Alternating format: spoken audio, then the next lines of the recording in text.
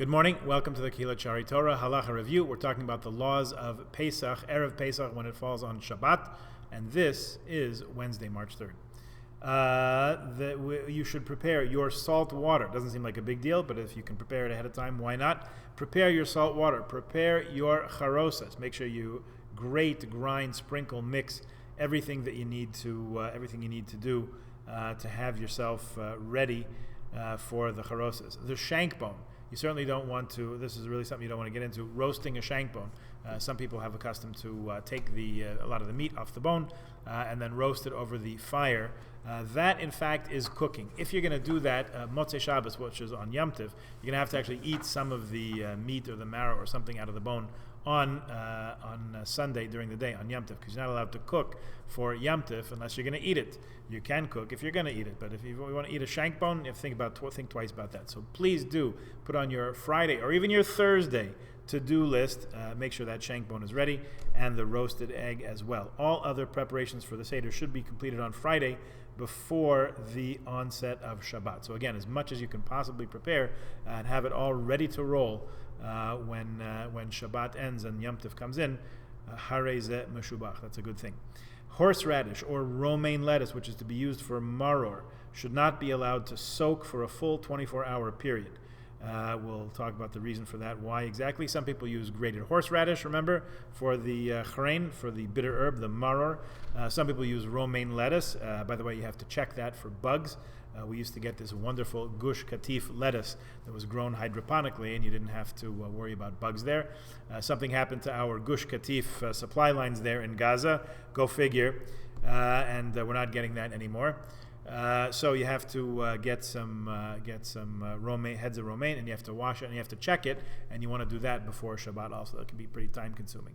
Now, ground horseradish may be prepared before Shabbos and stored in a covered airtight container until the Seder, right? You're going to grate it. If you leave it sit on the counter from Friday afternoon until Saturday night, it's going to lose its strength. All those powerful aromas that come out of grated horseradish are going to dissipate. It's not going to have the desired effect. So if you're going to grate it before Shabbos, which is a good thing, make sure you keep it in a covered Tupperware or in a Ziploc bag.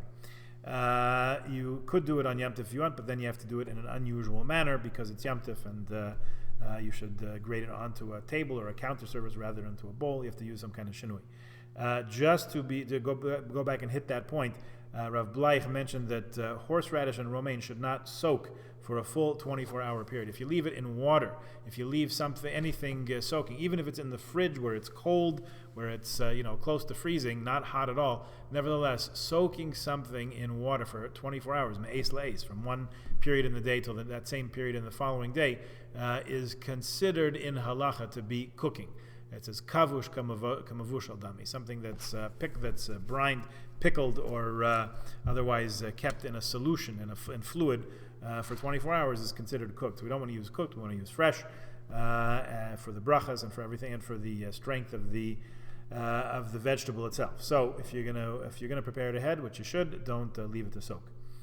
Okay, moving right along here. Matzah should not be eaten Friday night or Shabbat. So this is where it gets complicated because, as we said before, when we first delved into this the other week, we have a mitzvah to enjoy Shabbat, oneg Shabbos, which means to have a nice meal. What else does it mean for the Jewish people? Enjoy a nice meal. And a meal, of course, includes bread, making hamotzi. That's the staff of life. That's the center of the meal. So what are we going to use? Because we can't use matzah. We're not supposed to use matzah. And we're supposed to have cleaned out all the chametz, so there's no bread around the house. So we are going to use a little bit of bread, as we'll see. We'll have to keep very close watch over ourselves and over each other to make sure that no crumbs fall anywhere where they shouldn't. But we are supposed to abstain from matzah. Some people do it from Purim, some people from Rosh Chodesh Nisan, but we are forbidden from eating matzah on the day before Pesach, so we should have a good appetite for it when we sit down to the Seder. All right, so he says, challah or bread should be eaten as part of the Shabbos meal on Friday evening, and preferably Shabbos morning as well. He doesn't speak too much here about Shalosh Sudas, I think. For those who are particular, and every other Shabbos of the year, they are careful to eat Suda Shlishit, have a solution to break the morning meal in half. Whether we're davening in shul, which hopefully we will be, or davening individually, we will daven early. We'll publish the davening time very early in the morning. We'll come together early. There will be a very short drasha at best, if any, so that we can go home and have our meal before the end of the time for eating chametz, which I believe is 11:18 in Toronto on that Shabbat of the 27th, right? So we want to allow now. If you're going to eat 3 meals, so you have to make hamotzi, eat something with your bread, and then bench, say Birkat Hamazon, take a little break, and then wash and eat again, so you can bench again.